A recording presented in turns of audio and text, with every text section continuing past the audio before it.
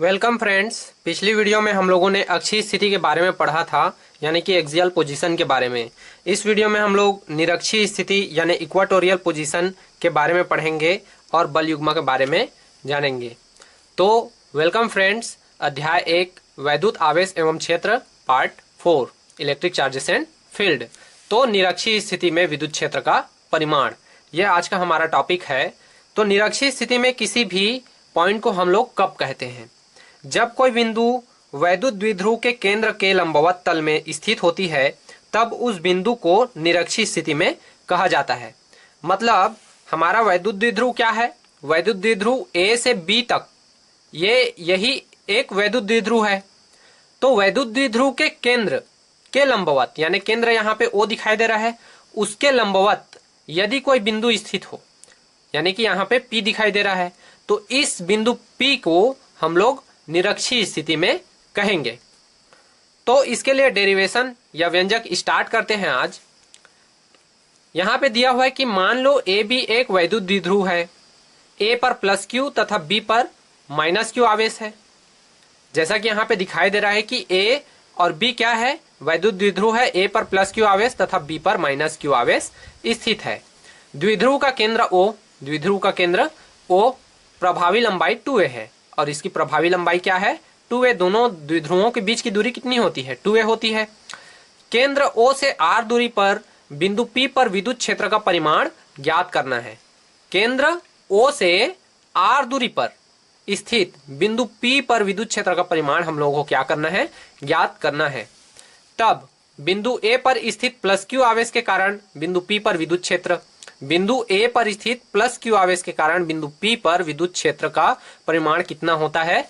वो होता है E plus Q is equal to 1/4 pi epsilon 0 into Q upon AP square. यहाँ पे दूरी लेते हैं A से P तक की, तो AP स्क्वायर ये ले लिए। इसको हम लोग समीकरण 1 ले लेंगे। अक्ष AP के अनुदिश यह होता है। इसी प्रकार बिंदु B पर स्थित माइनस Q आवेश के कारण बिंदु P पर विद्युत क्षेत्र का परिमाण कितना होगा?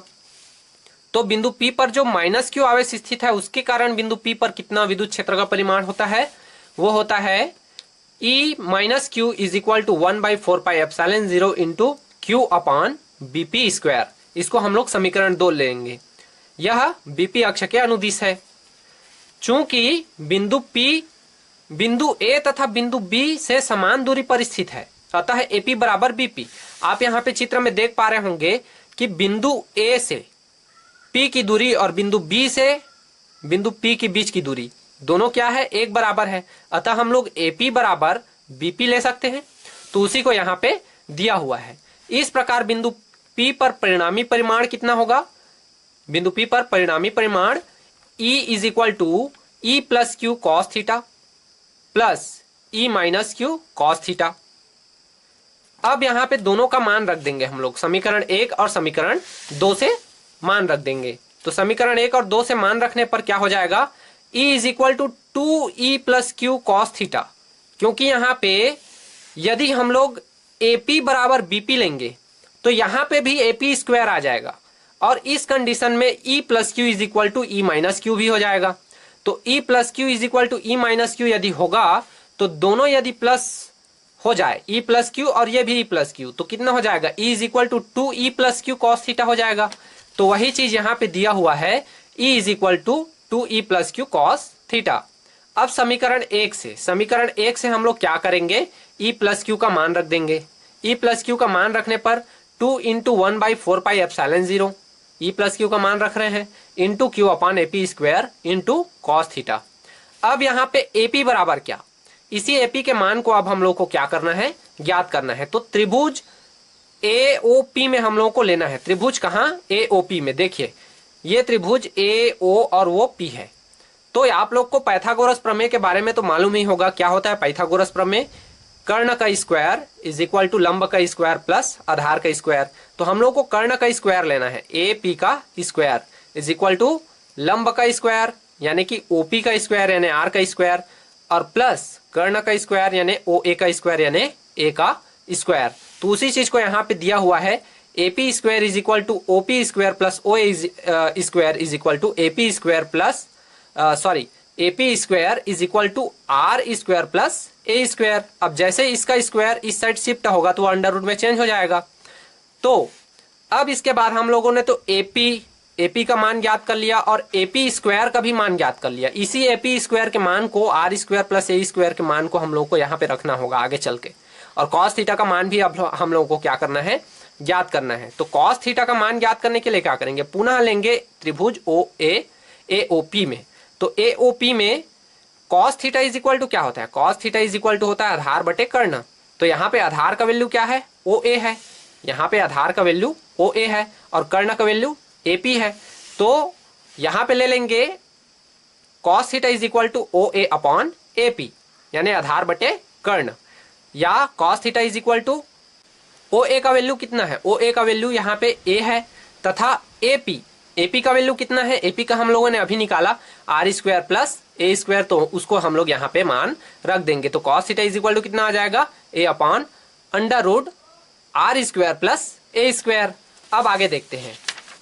अब समीकरण 3 में, समीकरण 3 हमारा क्या है, यही है समीकरण 3, E is equal to 2 into 1/4 pi epsilon 0 into Q upon AP square into cos theta.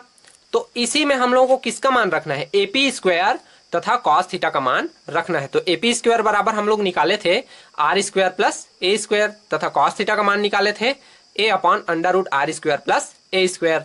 तो उसको हम लोगों ने यहाँ पे लिख दिया, E is equal to 2 into 1/4 pi epsilon 0 into Q upon AP का वैल्यू, AP स्क्वायर का वैल्यू कितना है R square plus A square into cos theta का value A upon R square plus A square under root में।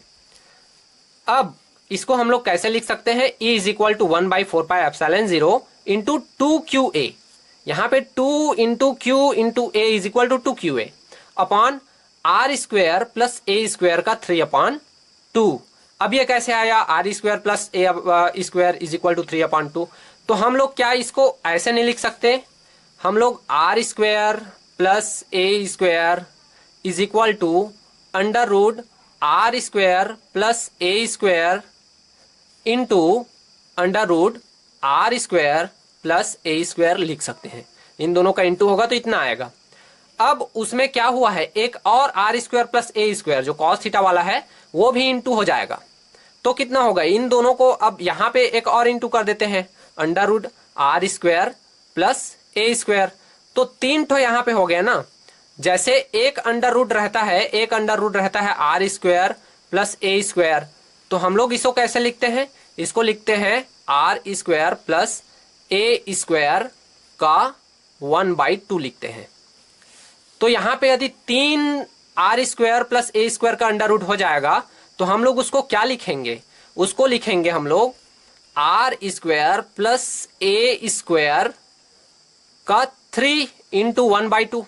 तो कितना आ जाएगा, 3/2 आ जाएगा पावर। तो वही 3/2 यहाँ पे आया है।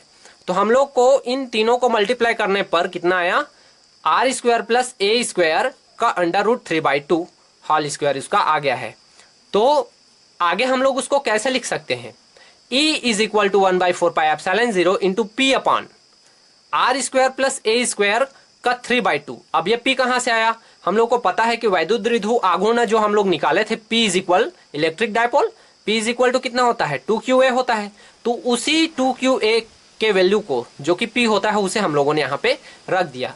अब यहाँ पे बोल रहा है कि यदि R की तुलना में A का मान बहुत ही कम हो, यानी A इज इक्वल टू 0 मान लिया जाए तो क्या होगा।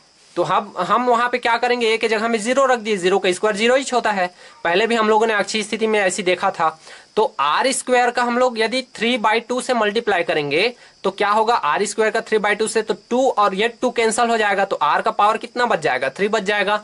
तो यहाँ पे E is equal to 1/4 pi epsilon 0 into P upon R³ बच जाएगा।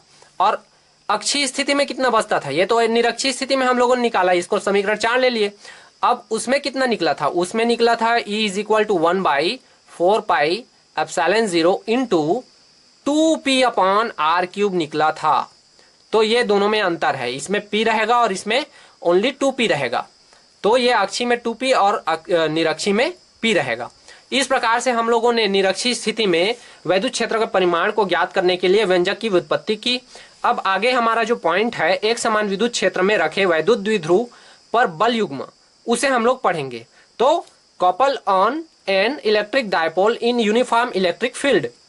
तो इसके लिए मैं आप लोगों को समझा देता हूं कि वैद्युत द्विध्रुव किस प्रकार से रोटेशन करता है और कैसे बल युग्म होता है। ये तीनों क्या है, तीनों लाइन एक समान विद्युत क्षेत्र है। अब यहाँ पे एक बल युग्म ए बी है। ये बल युग्म क्या चाहता है, ये बल युग्म चाहता है कि एक समान विद्युत क्षेत्र की दिशा क्या है, एकदम प्लेन है ना, एक दूसरे के समांतर, उसी के समांतर ये भी आना चाहता है। तो ये क्या करता है, ए पर प्लस क्यू आवेश अलग दिशा में बल का कार्य करता है और बी पर जो माइनस क्यू आवेश है वो अलग दिशा में रोटेशन के लिए बल का कार्य करता है। अब दोनों एक दूसरे से बैलेंस नहीं हो पाते हैं, तो ये क्या करते हैं, इसमें घूमने लगते हैं, घूर्णन करने लगते हैं। इसी को हम लोग बल आघूर्ण कहते हैं। तो इसके लिए हम लोग व्यंजक की व्युत्पत्ति को देखते हैं। मान लो ए बी एक वैद्युत द्विध्रुव, ए पर प्लस क्यू तथा बी पर माइनस क्यू आवेश है, वो सब हम लोगों ने पहले भी देखा है। तो यदि इसे एक समान विद्युत क्षेत्र में रखा जाए, अब इसे हम लोग क्या कर दिए हैं, एक समान विद्युत क्षेत्र में रख दिए हैं, तो ये विद्युत क्षेत्र के साथ क्या बनाता है, थीटा कोण बनाता है। देख रहे हैं यहाँ पे क्या बन रहा है, थीटा कोण बन रहा है। तो इस प्रकार प्रत्यानयन बल युग्म का आघूर्ण इज इक्वल टू एक बल इंटू बल युग्म की भुजा। अब एक बल यहाँ पे प्लस क्यू आवेश को ले सकते हो, माइनस क्यू आवेश को रख सकते हो, दोनों का बल का परिमाण एक बराबर रहता है। तो इसके लिए हम लोग ओनली क्यू ई ही ले लेंगे। तो यहाँ पे ये क्यू ई हो गया एक बल, और बल युग्म की भुजा क्या है, बल युग्म की भुजा है ए बी, सॉरी ए सी। तो ये बल युग्म की भुजा हो गई ए सी। तो ये बल युग्म की भुजा ए सी हो गई। तो त्रिभुज ए सी बी में sine theta is equal to कितना होता है, sine theta is equal to हम लोग जानते हैं कि लंब बटे कर्ण होता है। तो लंब का मान यहाँ पे ए सी है और कर्ण का मान क्या है, ए बी है। तो ए सी अपॉन ए बी, या ए सी इज इक्वल टू, अब ए सी यहाँ है तो ए बी को उस साइड शिफ्ट कर देंगे, कितना हो जाएगा, A C is equal to A B into sine theta. अब इस AC के मान को हम लोग को समीकरण 1 में रख देना है। तो समीकरण 1 में जैसे ही हम लोगों ने मान रखा, तो हाँ एक चीज आपको बता देना चाहूंगा कि यहाँ पे बल युग्म का आघूर्ण को हम लोग टाउ से दर्शाते हैं। तो यहाँ पे tau is equal to Q E into A C समीकरण 1 बन रहा है, टाउ से दर्शाते हैं। तो यहाँ पे टाउ इज इक्वल टू कितना हो जाएगा, tau is equal to Q E समीकरण 1 से ही है, into A B sine theta. AC के जगह में हम लोगों ने कितना रखा है, ए बी साइन थीटा रखा। या हम लोग क्या लिख सकते हैं, या लिख सकते हैं tau is equal to Q E into 2a sine theta. अब 2a कहां से आया, a से b के बीच की दूरी कितनी है, 2a है। तो ab is equal to 2a रख लिए। अब ये 2a किससे मल्टीप्लाई हो जाएगा, q से मल्टीप्लाई हो जाएगा। तो टाउ इज इक्वल टू कितना हो गया, tau is equal to 2qa into E sine theta. 2qa उसके जगह हम क्या p रखेंगे, तो tau is equal to P E sine theta. यही हमारा अभिष्ट व्यंजक है, किसके लिए, एक समान विद्युत क्षेत्र में रखे वैद्युत द्विध्रुव पर बल युग्म के लिए ये अभिष्ट व्यंजक है। तो इस प्रकार आप लोगों ने दो व्यंजक को आसानी से समझा है, निरक्षीय स्थिति में विद्युत क्षेत्र का परिमाण ज्ञात करना तथा एक समान विद्युत क्षेत्र में रखे वैद्युत द्विध्रुव पर बल युग्म के आघूर्ण के लिए। तो वीडियो अच्छी लगी हो तो इसे लाइक करें, चैनल को सब्सक्राइब करें और वीडियो को अधिक से अधिक शेयर करें, जितना हो सके इसको शेयर करिए। थैंक यू दोस्तों।